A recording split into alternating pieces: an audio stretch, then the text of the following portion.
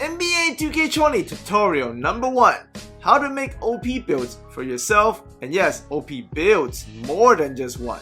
What we're going to do today is we're going to study the new player builder feature in all of its glory, full detailed breakdown to best serve your needs. And also, if you like my tutorials and you want to see more, make sure you click on the link above for my all tutorial playlist all year long for 2K20. I plan to make over 100 tutorials, so you can check them all out here. So with the new player builder feature, or with any really in any 2K, the goal is to always, you can make any player that fits your style, but the goals are always similar. Like you want to make handlers that can shoot and dribble, kind of like the build I have here, which is kind of like a Gilbert Arenas, D'Angelo Russell, and Kyrie Irving build. But more than that, you want to make unicorns, and that's what I was able to do today, especially with this new player builder feature. I was able to make an Anthony Davis, Karl Anthony Towns, Alonzo Mourning build. But before you get there, you first really need to understand how the player builder feature works.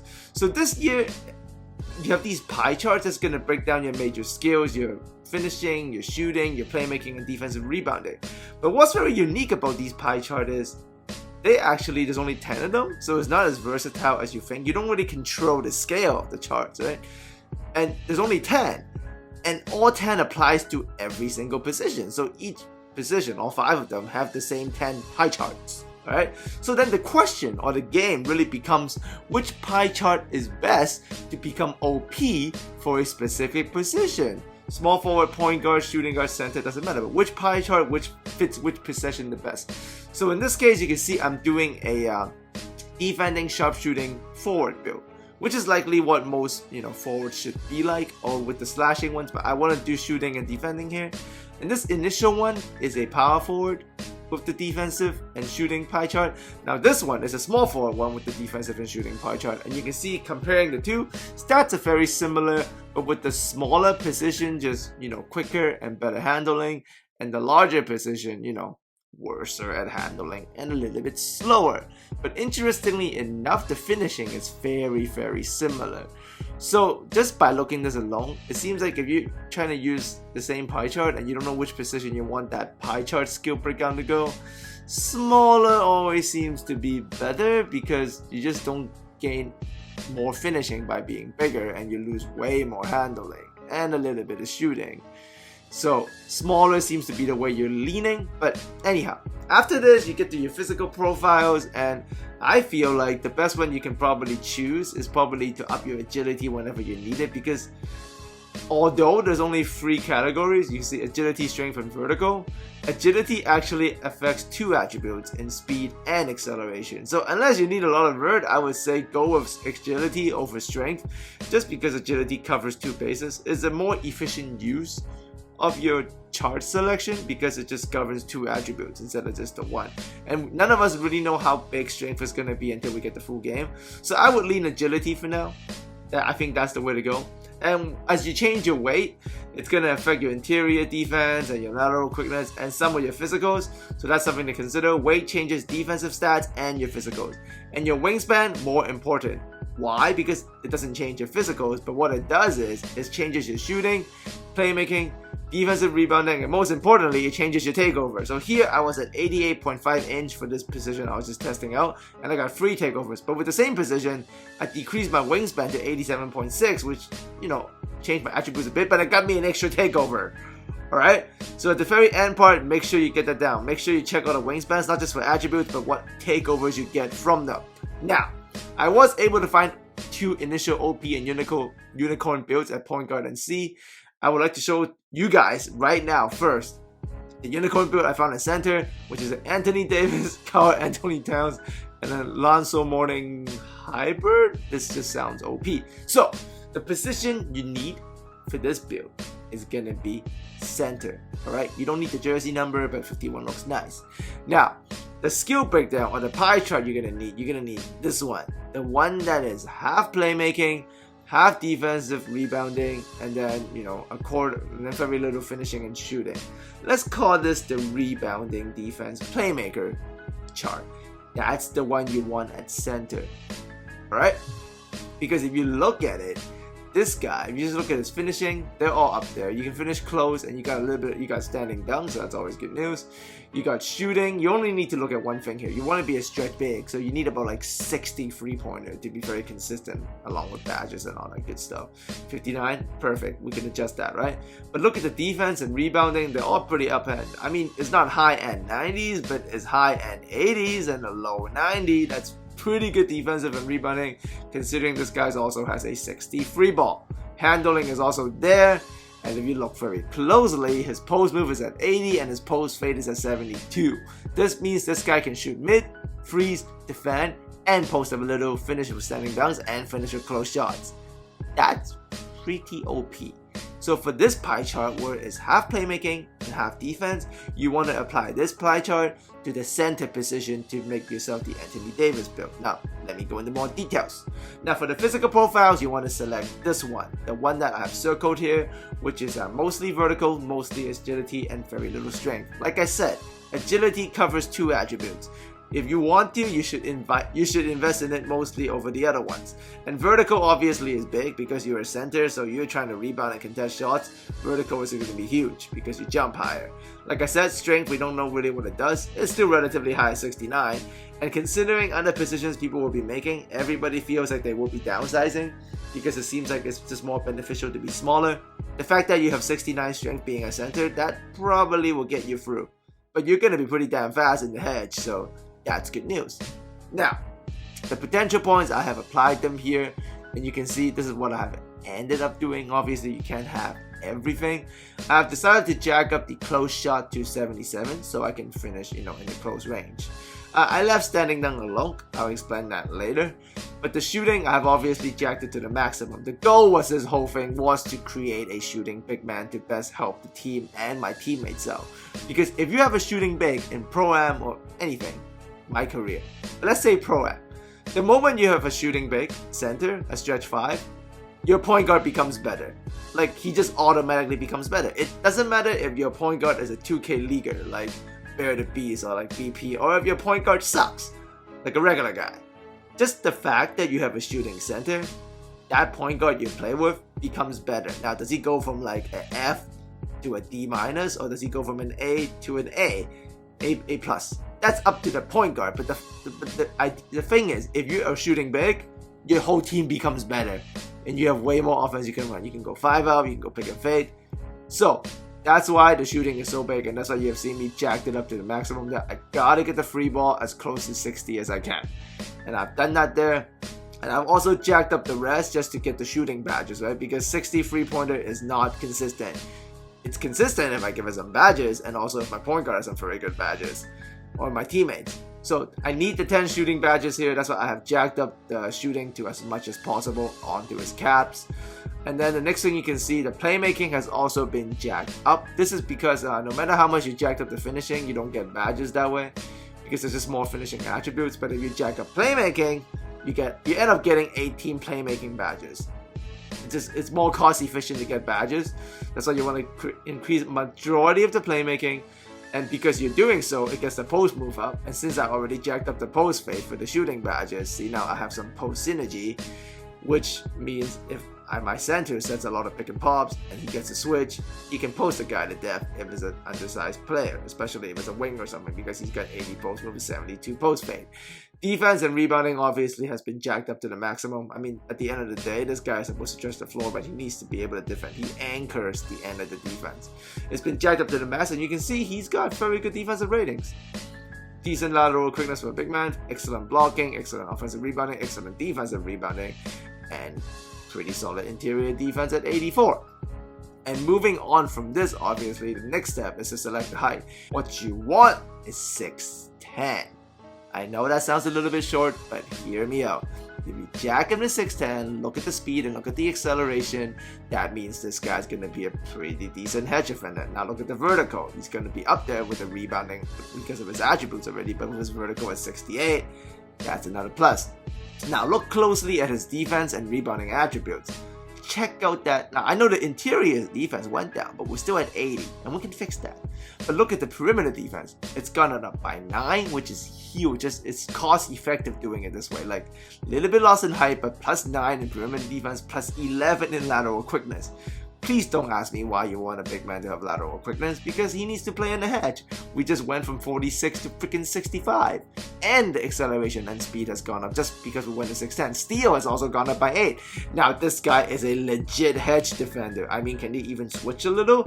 Maybe, but that's an insane hedge guy. At 6'10", with 69 steal, 65 lateral quickness, and 70 perimeter defense for big, alongside with the fact that he can shoot threes. Because if you take him down to 6'10", look at what the free ball is. It's at 62 now. We have reached the goal of trying to hit 60, alongside with all those badges that we're about to get, right? And his post moves are still there. Close shot finishing is still there. This guy is looking more and more all around. Like, what can he do, right? Like, seriously. Okay, he can standing dunk. But why would you make a center to just standing? Like, if all I have to give up is standing dunk for all of this, I'm doing it, alright? Because this guy can hedge, shoot, defend, rebound, handle, pass, and post. Actually, he can do all that. And you'd be like, oh Sam, why not 6'11"? Well, 6'11", even though it's only an inch taller, you might feel better because, you know, everybody does 6'11" back then. But if you really look closely, the perimeter defense and the lateral quickness is just not up to par. And the free pointer also is not there. At 6'10", you gain defense, shooting, and speed. And by a large margin. And you're only losing 1 inch of height. Take the 1 inch loss, alright? You take the 1 inch loss, boom, right there. I mean, this is not a 5'11", 6 foot issue, right? This is a 6'10", 6'11". It's still pretty tall, but at 1 inch, it's getting you a lot of attribute boosts, especially in ball handling too, which can come in handy depending on what kind of center you want to be.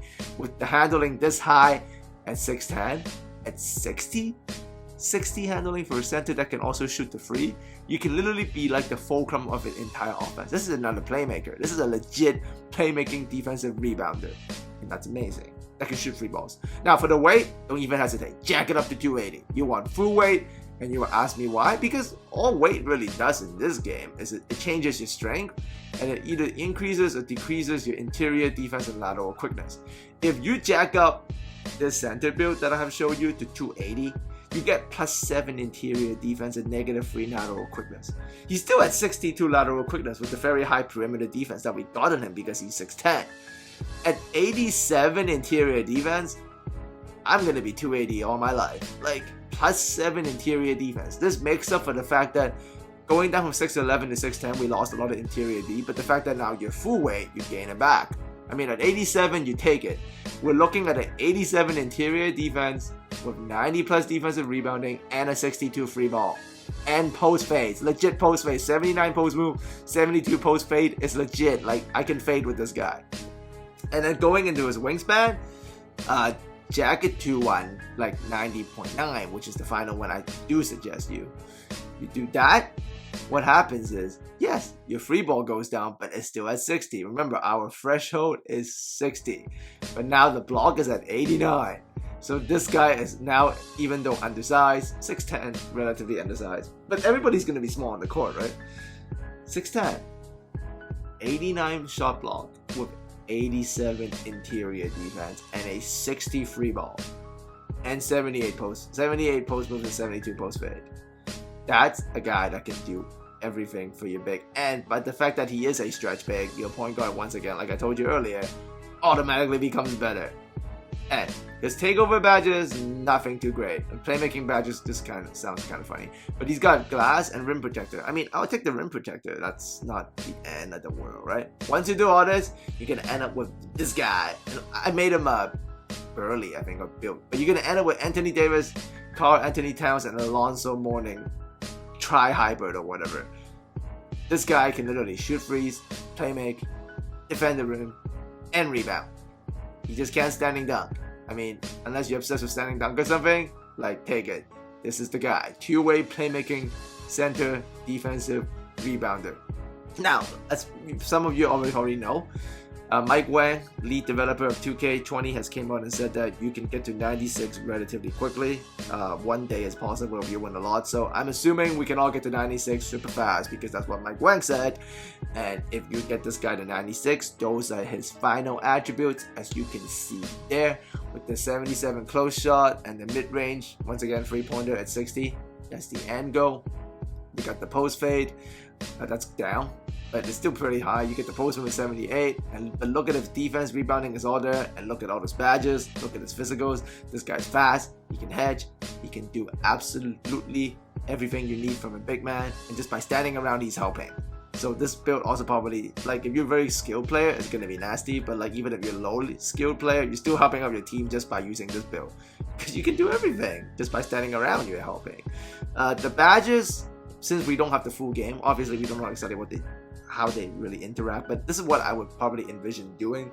So I only have one finishing badge, so probably the pick and roller, obviously, because I still want him to be a roll threat, right? Just because I'm a shooting big man doesn't mean I can't roll into the paint. Like, that's just silly. I can roll into the paint. It's a dunk. I mean, it's a layup. If it's open, I'm taking it. If it's a slip, I'm taking it. This guy still has decent close shot finishes. And in terms of the shooting badges, this is going to be big. He can only get up to gold on them because it's not like his major skill. But the fact that he has a lot of shooting badges, my guy here has a 10. I'm going to give him gold catch and shoot, gold pick and popper, and gold corner specialist with silver deadeye. This means even without the point guard's badges kicking in with diamond and all that good stuff, or like a floor general, I have enough to jack that 63 pointer probably with everything considered, like probably into the 70s really. So that's something I can hit in Pro-Am, Park, or even in my career. And with the Deadeye, that's extra bonus in there. So those are the badges I'm thinking of. And then the playmaking badges is huge because this guy's weird, right? He ends up having 18 of them, even though like he's a center. And what he ends up having is a lot of Hall of Fame playmaking badges. Hall of Fame brick starter, great. He's a rebounder. Hall of Fame floor general automatically makes everybody else better. This is a stretch big, standing there already makes people better. He even has a Hall of Fame floor general badge, which further makes everybody better attribute wise also. Hall of Fame dimer makes everyone better. He can be a full command of offense because he's got very high playmaking skills. You can run handoffs, you can run wraps through him, he can just pitch, he can dish, he can screen and pitch the ball off. He also has Hall of Fame unpluggable, so he's going to be able to protect the ball very well. Now, going to his leading thing, which he has 25 potential upgrades, will be his defense. Amazing. This guy has Hall of Fame playmaking badges, all gold shooting badges, and freaking 25 potential upgrade for defense, which leads him, if you really want to push it like I did here for fun, you can have 6 Hall of Fame badges. Hall of Fame box out for rebounds, Hall of Fame break wall to free up your point guard, Hall of Fame defensive leader to once again make everybody better. This guy, yes, he has Hall of Fame floor general and Hall of Fame defensive leader. And he's a shooting free big man. Intimidator to protect the rim, interceptor to defend the hedge, and rim protector to challenge all shots underneath the basket. Woo! This guy, trust me, I feel like this is the build to be, especially if you're playing Pro-Am. If you're taking it to the park, I would suggest you do the exact same thing, but maybe downsize. By downsize, I don't make him shorter. I mean like turn him into a power forward, and then maybe make him 6'9". But keep the concept the same. I do think this is the big man to be in park and in Pro-Am, because if you downsize him to power forward and take him to the park, same exact thing, right? Just downsize him just make him a power forward, like a shorter one, like a 6'9" power forward. Take him to the park, play twos. The guy can handle. He can probably handle better as a power forward, and that's just ridiculous. I mean, I'm gonna actually try that. Downsize and take him to the park. But for Pro-Am, there's no other way. Like, why would you not make this guy 6'10" center, defends the rim, shoots the free, stretches out the floor, Hall of Fame defensive stopper, Hall of Fame floor general. Everybody that plays with this center automatically becomes attribute-wise and skill-wise. There's not, you can't beat it. Like, he's got 90 freaking defensive, like he's gonna get up to 90 defensive rebounding eventually. And he's got like 87 interior defense of like high 80s blocking. Like, I don't know what this is. Like, I mean, I don't want to say it's a mistake by 2K, but like this big man is just all around fun. Now, it comes down to though, the 3-point shot is at 60, but with very good badges. So your teammates are gonna make you a better shooter because if your point guard is good at passing and he's got Hall of Fame timer, he'll hit you up. But your shot timing is everything. I would suggest play with this build and just take the shot meter off and gain the further bonus of getting your shot timed right. You're a center. You can probably use, guard shots or wing shots, but you don't need the shot meter when you're shooting threes of a center. So take the extra bonus without having a meter. So now you're really jacking up your 3-pointer while still getting all the good stuff, which is defense, physicals, playmaking, and like I said, at the very least, post fade. Like someone like Plondo from Bucks GG, someone I work with professionally at 2K League, this is perfect for him, especially for the offense we have designed for him. So everybody watch out for Island Gang because holy hell, they're gonna be nasty with this if Hondo decides to go this way. And if you guys enjoyed this video, add me a like. And I also have the point guard build that I have sitting there. I'm slowly perfecting it, and if you guys want to see that, just hit the like button, leave it in the comment section, and I can show you guys that on the next one.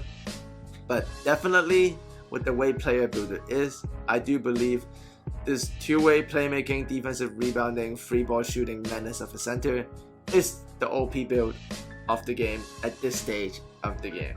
The skill gap is there though because you gotta hit post fakes and hit your frees, but like the opportunity is there. This guy has the attributes to be able to do everything. So just take this build, and if you want to take it to the park, downsize the power forward, make it a little bit shorter, everything the same, it's going to be just as good, especially for those of you who can handle, like this is a power forward with some L shakies and some walk back, especially with gamers this year, the L stick and the LT, which actually gives you boosts and stuff out of crossovers from what I've seen. Power forwarding this guy and taking him to the park would be nasty. So as always, thanks for coming by.